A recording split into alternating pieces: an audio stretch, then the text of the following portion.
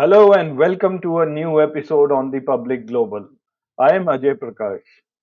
Now, here's a question for all of you watching today's episode. In your opinion, how well did Modi ji and his entire cabinet conduct themselves during the recent military exchanges with Pakistan?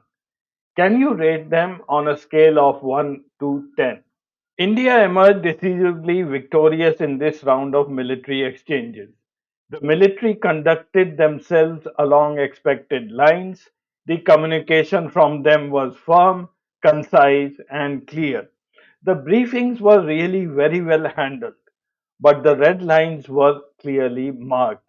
Don't ask us about the losses of India in this war. We are not going to tell you that. Yet in the earlier wars with Pakistan, things were a bit different. You may recollect that during the Kargil War, Indian losses were made public by the army. We all know that on 27th May 1999, the Indian Air Force lost a MiG 27 aircraft piloted by Flight Lieutenant K. Nachiketa, which is attributed to engine failure, and then a MiG 21 in which the fighter pilot squadron leader Ajay Ahuja lost his life. Let's take a closer look at the Kargil War of 1999 and let's compare how the two prime ministers, both from the Bharatiya Janata Party, Atal Bihari Vajpayee and Mr. Narendra Modi, how did these two gentlemen conduct themselves in the face of external aggression? The Kargil War started on the 3rd of May 1999 and ended on 26 July the same year. The official name given to this conflict was Operation Vijay. Now, do you recollect when did the then Prime Minister, Mr. Atal Bihari Vajpayee, address the nation during the war? Well, he did so on June 7th, 1999, about 1 month into the conflict. Now, I'm going to quote a few paras from his address to the nation given on that day. Mr. Vajpayee stated in his address that no government can tolerate such an incursion.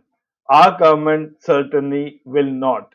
Countries the world over have recognized that we have full right to evict these intruders from our soil, but for me and for my government, this is not just a matter of our having a tithe, it is our duty to rid our sacred motherland of every single intruder. For this reason, as you have seen, our armed forces have launched a major operation to drive them back. Now, mark these words what he said further. No one should entertain the slightest doubt. They, meaning the army, shall not stop till they have completely attained their objectives. No one shall stop them till they have done so.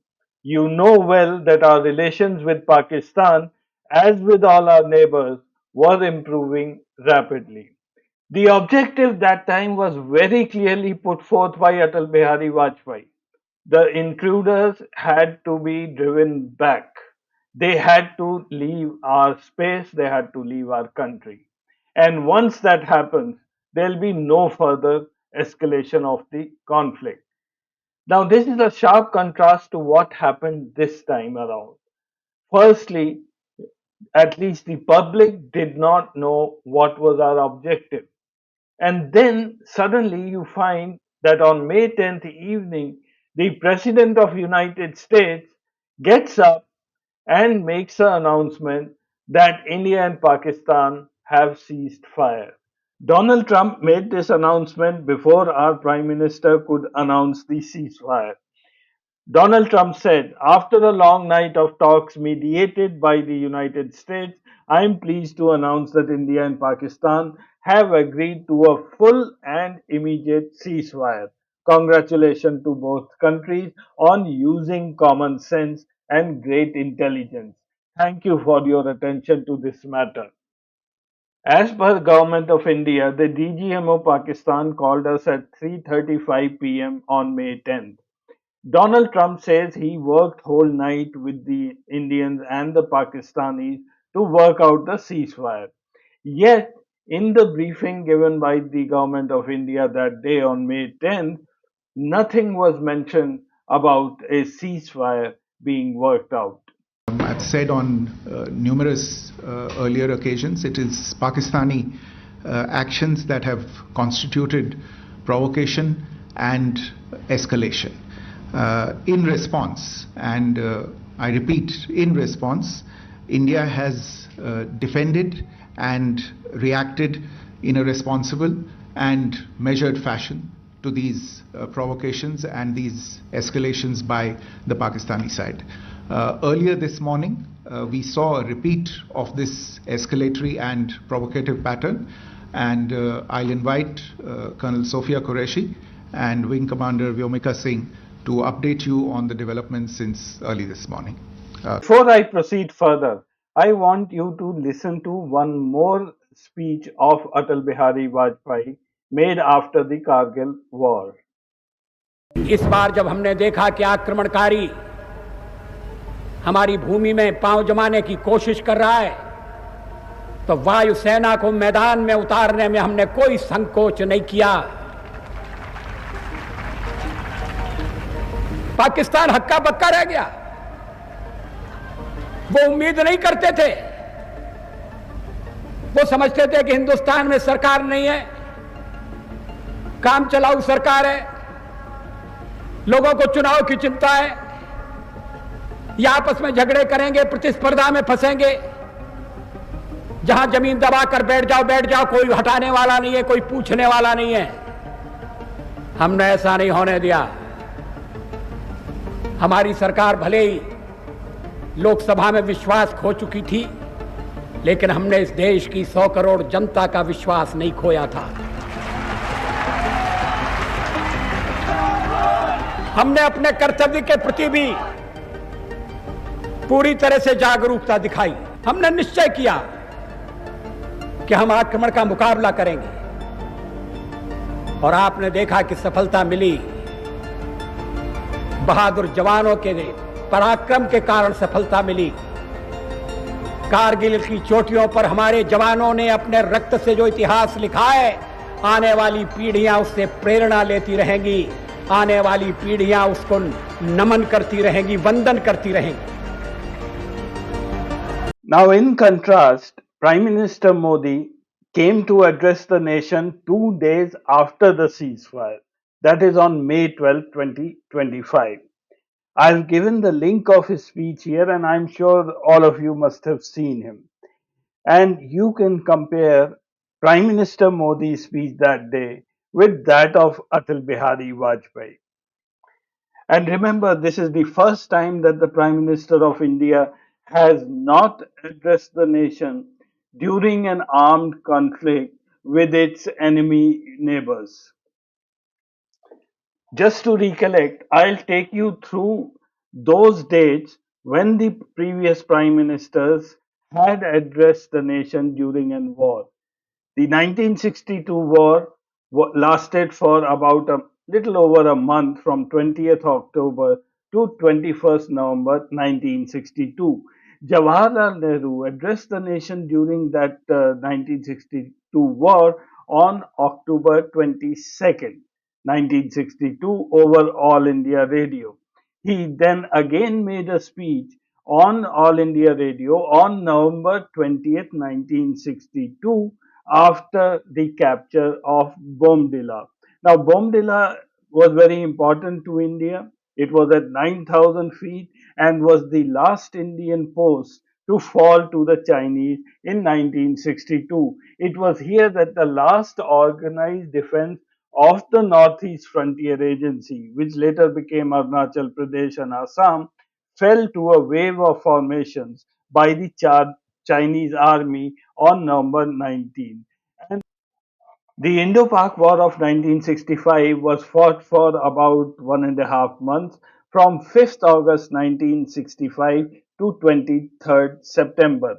Lal Bahadur Shastri was the Prime Minister, and he made a statement in Parliament on September 16th, 1965, during that war, where he blamed Pakistan for the conflict. He also addressed the nation promising to give a fitting reply to Pakistan.